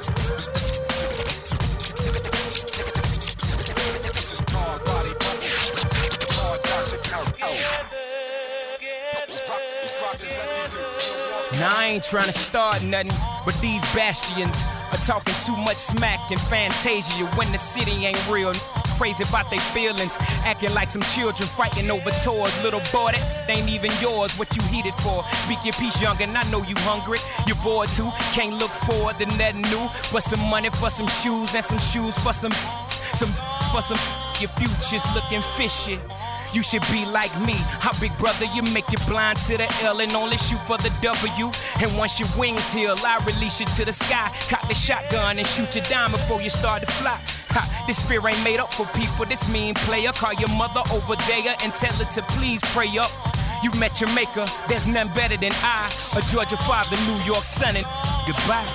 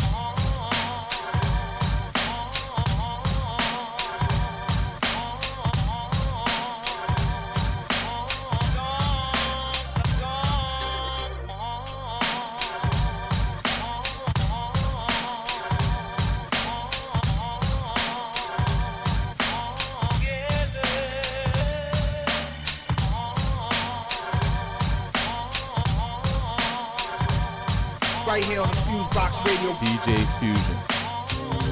You are tuned into DPE Radio, where we play nothing but the music and the tones that illuminate your mind, your body, and your soul. So sit back and relax and get illuminated. Ha ha ha ha. Yeah. This is a memoir. I dedicate the song to you. Dedicate the song to you. Give thanks for the memories that make me think of you. Make me think of you. This is a memoir. I dedicate the song to you. Dedicate the song this to you. This memoir for my aunt. Aunt Yolanda, this one here's for you. I know you're smiling in heaven and twins made it through. I pray to God and I know you heard me too. You the angel watching over my dreams, they coming true. I remember the times in Lincoln Park when you let me ride my bike and pull me in at the dark. Hayes and Levita were like my aunts too. I was everybody's nephew that hung with the crew. You sponsored my dates with keys to the car. White Geo Metro, I was feeling like a star. It hurt my heart when they told me you was missing. I was standing in the kitchen, I barely wanted to listen. Sometimes I can't believe that you're gone. You were my number one fan, I couldn't do any wrong. You molded my mind in so many ways. You the reason why I grind and go hard every day. This is a memoir. I dedicate the song to you. Dedicate the song Thanks for the memories that make me think of you. For all it's worth, I dedicate my verse to the one who gave birth to me. You push for me. C-section to be exact, so you pull for me. Only 18, vision of a little boy. Knew it was hard, you put your faith in God. When Pops went left, never talked bad about him. I look like him, grandma helped, and my physical and spiritual growth. Scared to be your father, you gave me support. Graduated from college, you showed me support. I love that, had for you, I cherish the most. No matter if we rich or broke, we still cracking jokes. The day I got married, you was there for the toast. Cheers. I love you, mama. Give thanks. This is a memoir. I dedicate the song to you.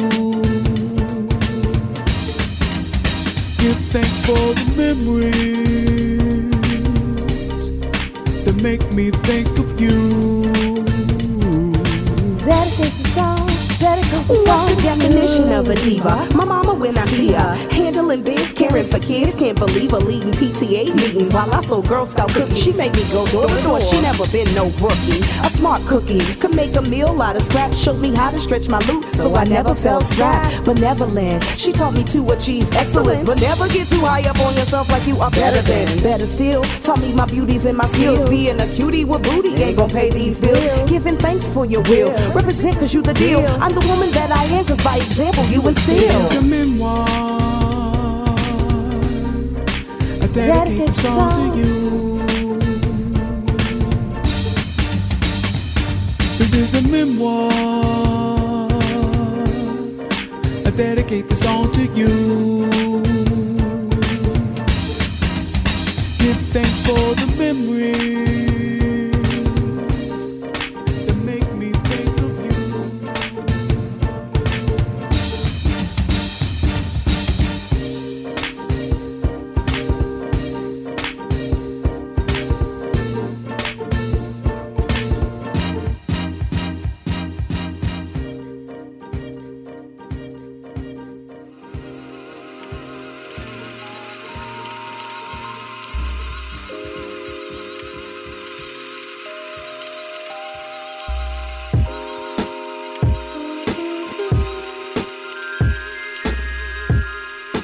Now listening to FuseBox Radio, DJ Fusion.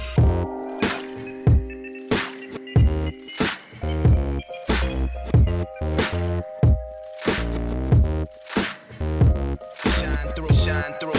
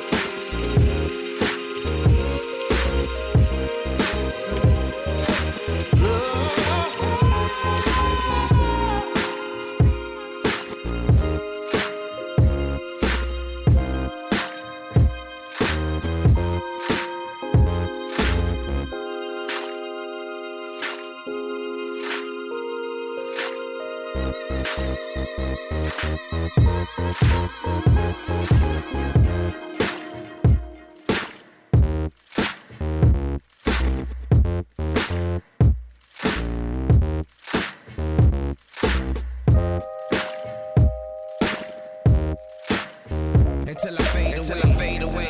Finding and losing our way. At the same time. In a matter of a day.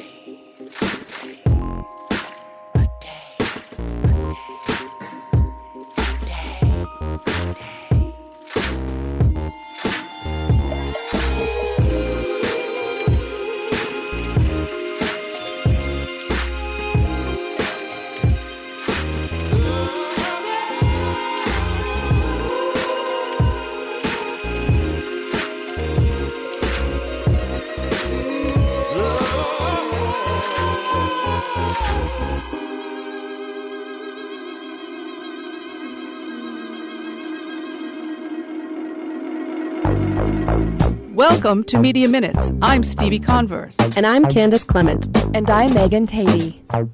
On the surface, it sounded good. Internet service provider Comcast was to offer a new $10 a month broadband tier called Internet Essentials to low-income households. This wasn't exactly an altruistic move. When approving the company's merger with NBC Universal, the Federal Communications Commission mandated that Comcast offer low-cost internet access to help bridge the digital divide. But 6 months into the program, communities are finding that the barriers to entry are plentiful. Action United is an organization in Philadelphia that works with low and moderate income families. Late last year, the group conducted an informal survey of 100 low-income households and found that none of them had enrolled in Internet Essentials. Those residents who had heard of the program were either ineligible to participate or had difficulty accessing information about it. Ellie Porter-Webb, a parent organizer with Action United, explains. They either had prior Comcast service or because they had a back bill with Comcast or for a host of other reasons. You know, if the tenant in your apartment prior to you had some sort of back bill with Comcast, there'd be a block on the house. You had to go down to the office to get that off, and then it would take 72 hours, you know. So a lot of obstacles found in our communities of folks getting the service. Action United took its findings to Comcast and presented the company with a 9-point plan to make Internet Essentials more accessible.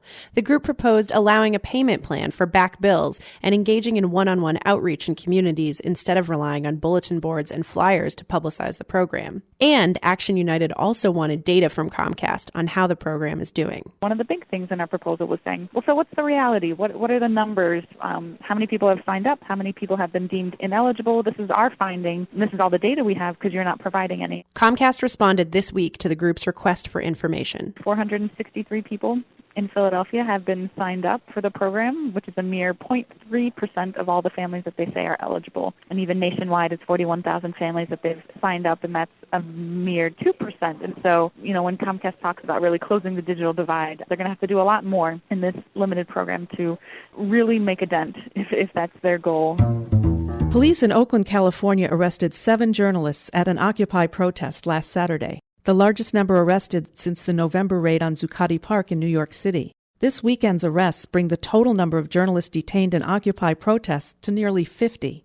Journalists from organizations including the San Francisco Chronicle, Mother Jones, the East Bay Express, and the San Francisco Bay Guardian were swept up with nearly 400 protesters during the Move-In Day action, an attempt to take over an abandoned building for Occupy activities.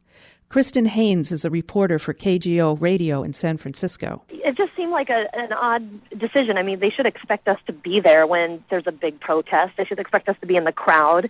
We are trying to see what's going on firsthand, and you can't cover it if you're 2 blocks away. You have to be there seeing what's going on and witnessing it, and that's why me and a couple other people, were within the crowd itself. Despite the fact that Haynes had a press pass issued from the San Francisco Police Department, she was arrested, her hands bound behind her back with zip ties. She was later released at the scene. Police apologized and escorted her out of the area. Freelance journalist and cartoonist Susie Cagle was also arrested during the protest and was released that night in Oakland. This is Cagle's second tangle with Oakland police. She was arrested in November while covering another Occupy Oakland protest. She was the only journalist arrested that day. On that occasion, she spent 15 hours in jail. Charges of presence at the scene of a riot and failure to disperse were dropped a month later. There is an internal affairs investigation pending in her case. After that experience, she got press passes from the Newspaper Guild Freelancers Guild and the Oakland Police Department.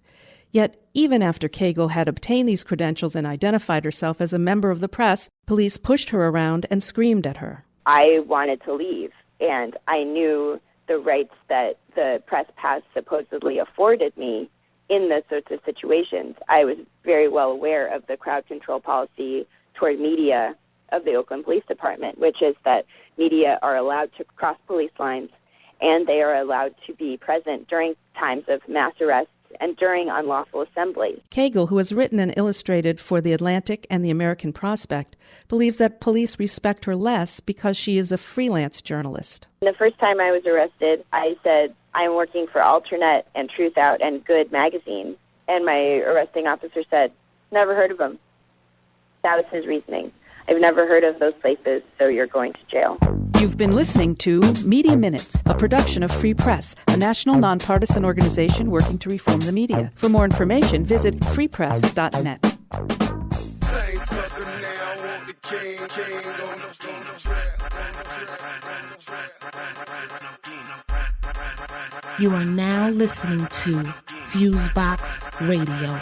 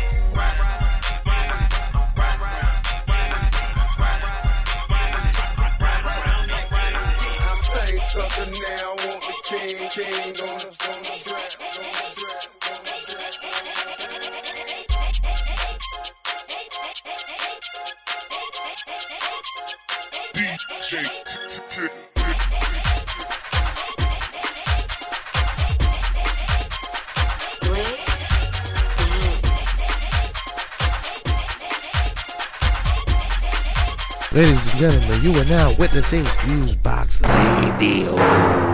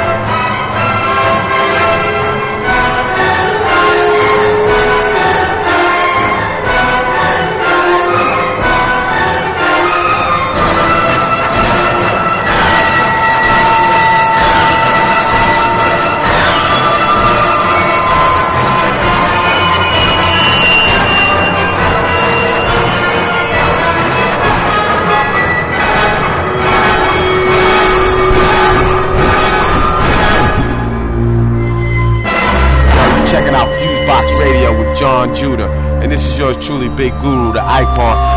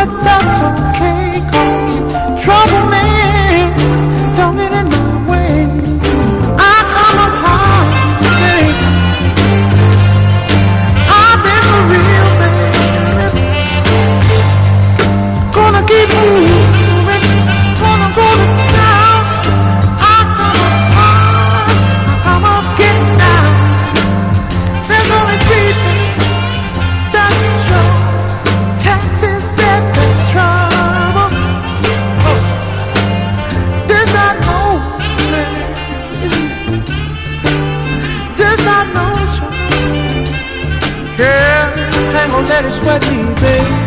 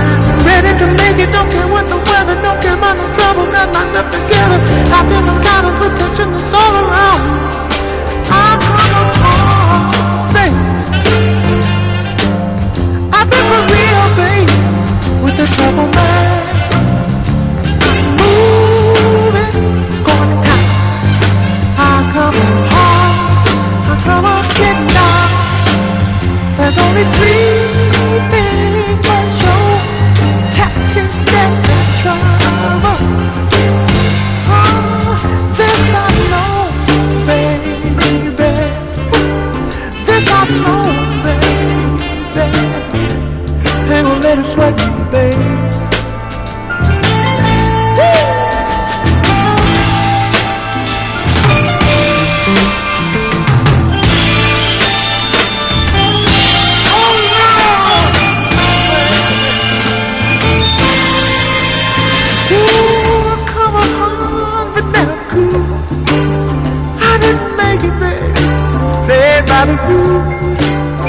Come up hard, baby. Now I'm fine. Check the temperature. Hey, moving down the line. You are now listening to FuseBox Radio.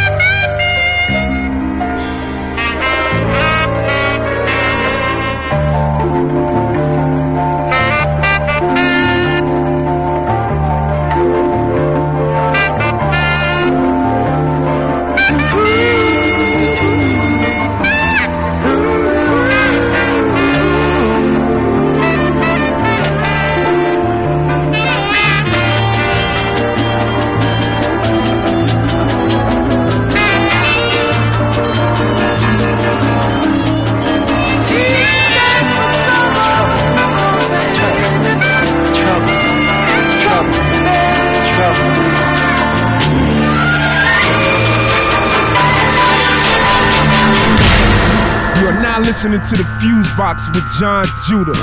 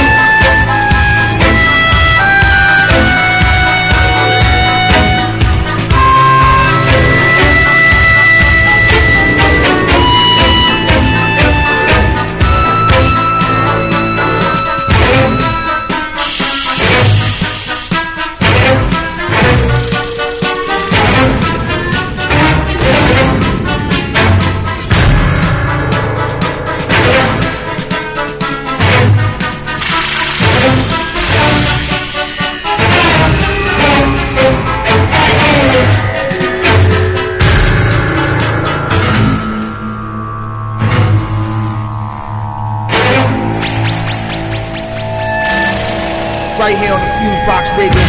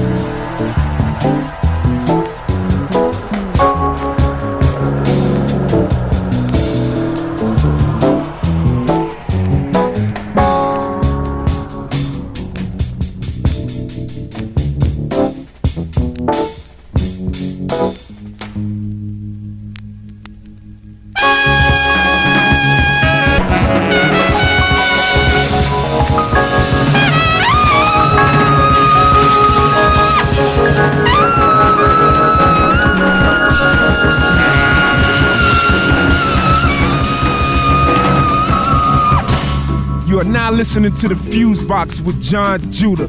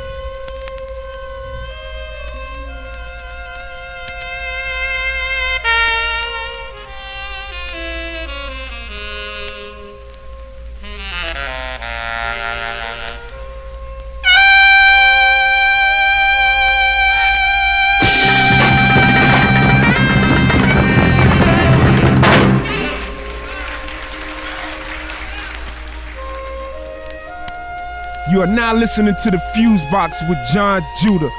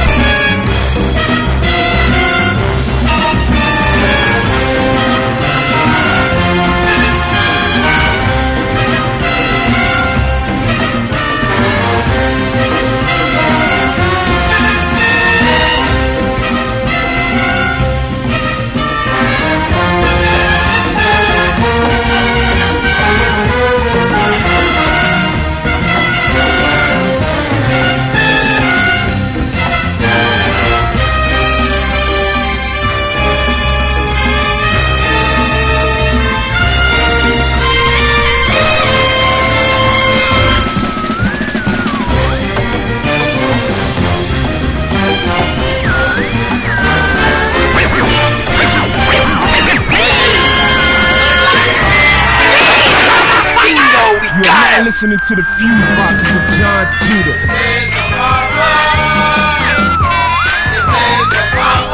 Won't bleed me, don't bleed you. Won't bleed me. They bled your sister, they bled your brother. Won't bleed me, don't bleed you. Won't bleed you. If you can't beat them, that's what they say. You talking about yesterday?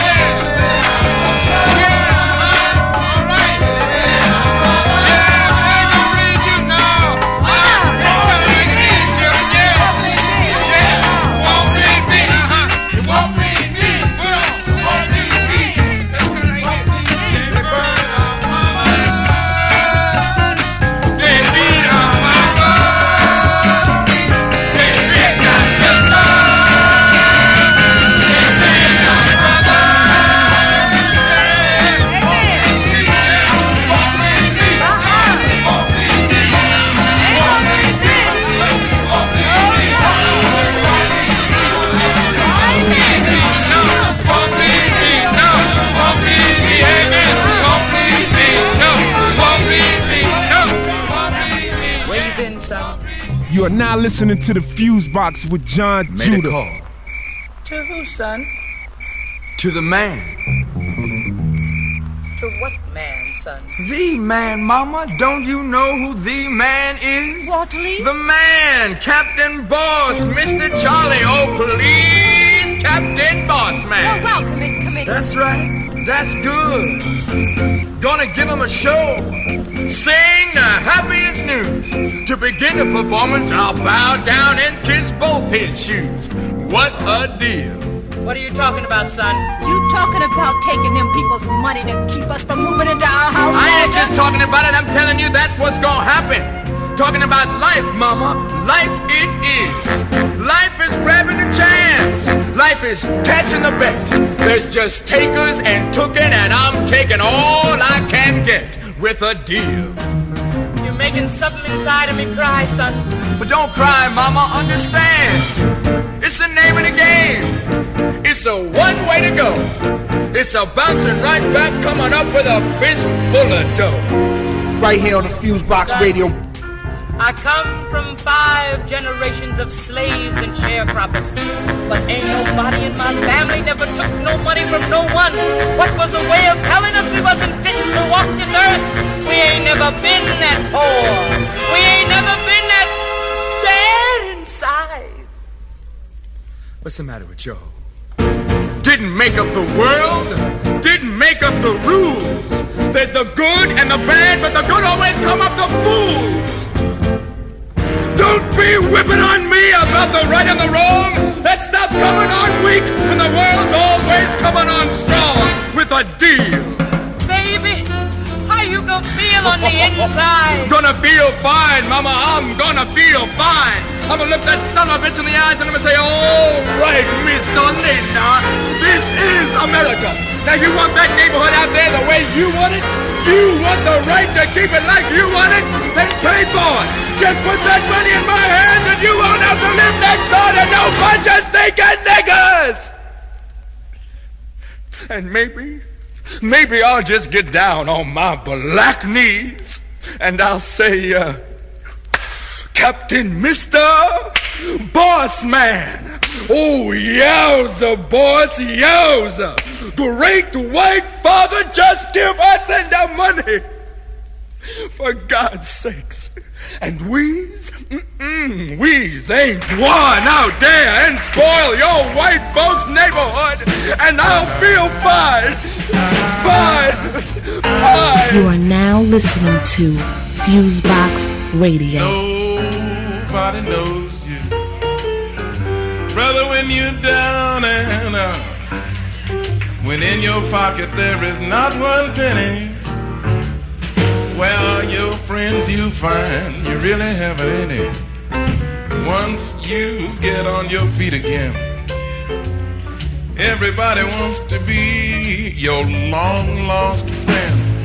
It's mighty strange without a doubt, but nobody knows you when you are down and out. Listen, once I lived the life of a millionaire, spending money cause I didn't care. Oh, I'd take all my friends out for a real good time. I'd buy Moët Chandon champagne, Hennessy, Teacher's Scotch, and some days Ruffino wine. But one day my dough got low. I couldn't find a friend, didn't have no place to go. I said, if I ever get my hands on $1 again, I will squeeze it till the eagle grin, because nobody know you, baby, when you're down and out. When in your pocket there's not one penny. Tell me, where are your friends? You find you haven't any. Once you get back on your feet again, everybody wants to be your long. I went to school with those, I know him. Mighty straight and out of doubt. Nobody knows you when you're down. I'll say it again. Nobody know you, baby, when you're down and out. So if I ever get my hands on $1 again, I'll squeeze it till the eagle grins, because I really do believe a dollar is my friend.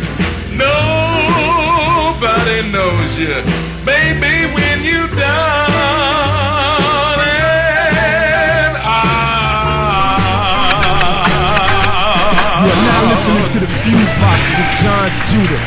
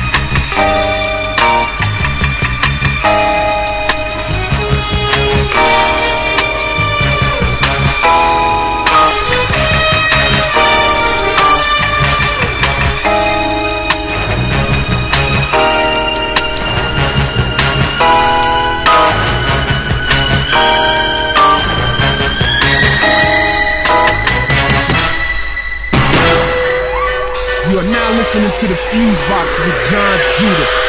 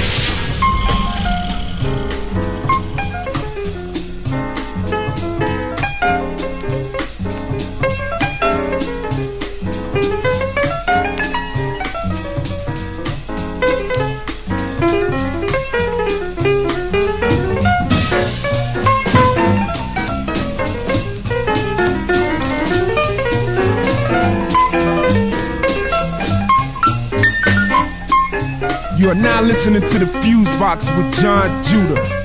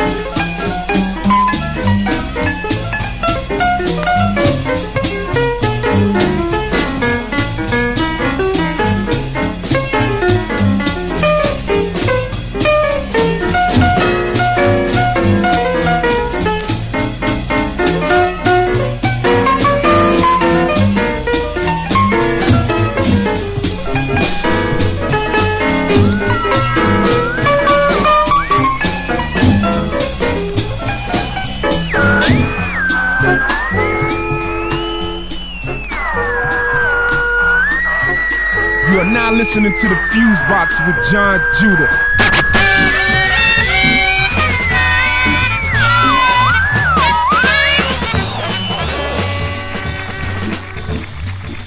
You know, entertainers are the carpetbaggers of our time.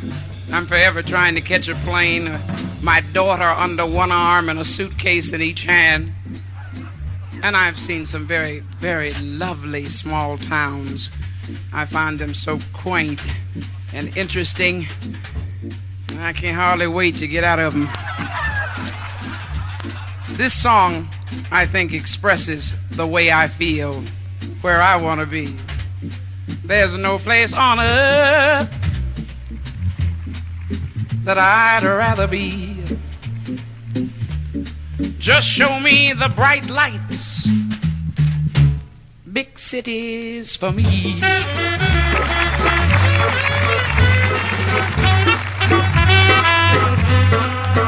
I'll visit the country, I'll even sail out on the sea, but I'll take the bright lights, big cities for me.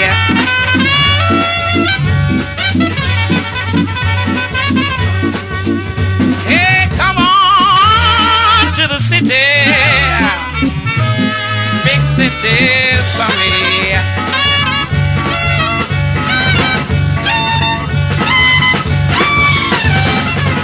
Detroit, good old Detroit. Have any of you ever been to Detroit? Oh, that's a swinging city, Detroit. They make cars, automotive vehicles. I mean things like Cadillacs and Lincoln, T-Bird, Mustang, Chrysler, Imperial. Oh yeah, few Rolls Royces, Mercedes Benzes. Oh yeah, yeah. They make jazz singers too. In fact, the singer who's singing for you, she came from Detroit. Yeah, good old Detroit. About 250 miles of the road from Detroit is a place called Chi-Town.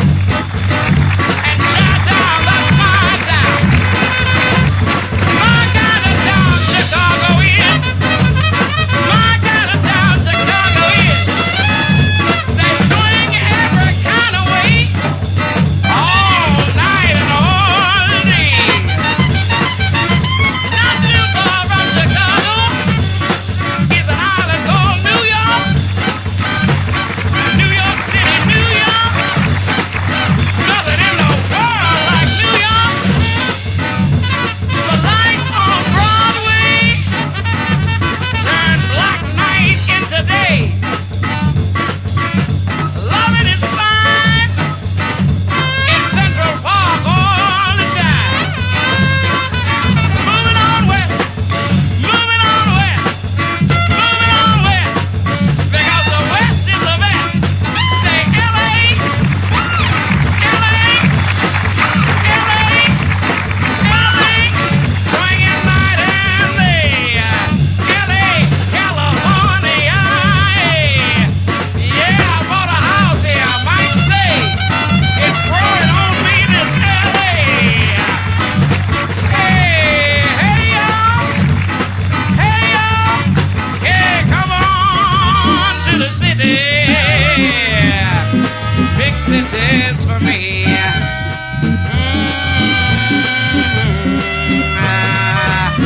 Big cities for me.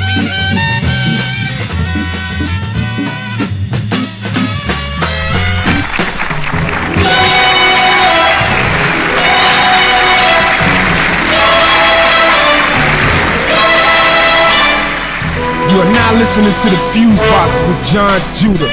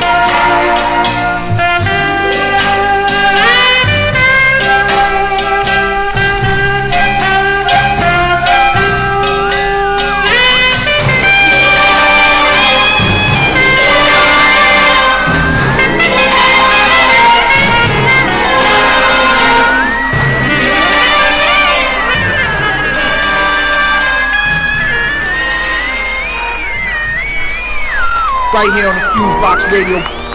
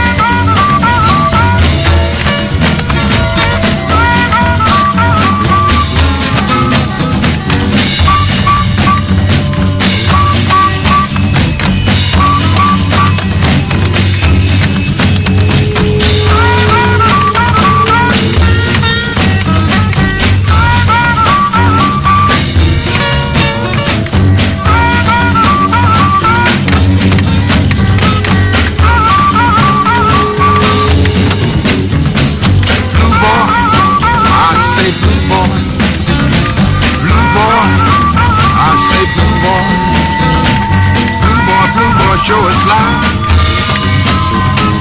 Numbers really get shy. What if another book should show him or you has got to go? Blue boy, what you say? Blue boy, I say.